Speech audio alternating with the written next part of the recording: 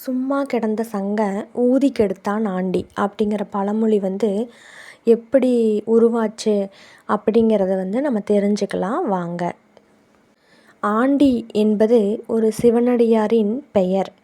அவன் காலையில் எழுந்ததும் செகண்டியை அடிச்சுக்கிட்டு சங்கினை ஊத ஆரம்பிச்சிருவான். பிச்சை எடுக்க கிளம்புவான்.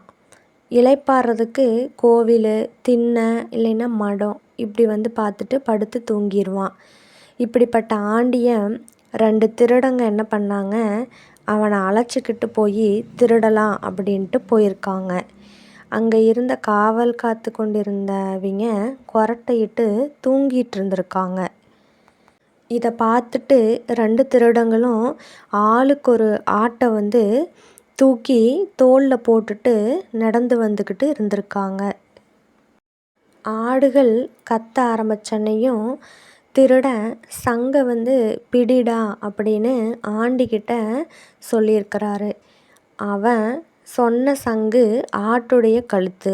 ஆனால் ஆண்டி பழக்க தோஷத்தில் தன் சங்கை எடுத்து ஊதுனாப்படி. இந்த சத்தத்தில் காவல் காத்தவங்க விழித்து கொண்டார்கள். பிறகு அங்கிருந்தவங்கள திருடங்களை பிடிச்சு அடின்னு அடிச்சிருக்காங்க. இதனால் ஆண்டி தப்பிச்சிட்டாரு. இந்த பழமொழியில் ஒரு புராண கதையும் இருக்கிறது. வடகரையை மத்தாக்கி வாசுகையை நாணாளாக்கி பார்க்கடலை தேவ அசுரர்கள் கடைந்தபோது ஆண்டி எனும் பெயர் சிவனையும் குறிக்கும். அவர்தான் பிச்சாண்டி ஆயிற்றே. வாசுகி கக்கிய நஞ்சை எடுத்து விழுங்க முற்பட்ட சிவனை தடுத்த பார்வதி தேவி சிவனின் சங்கை பிடிக்க அவருடைய கழுத்து வீங்கி நீல கண்டனாகி காட்சி தந்தார்.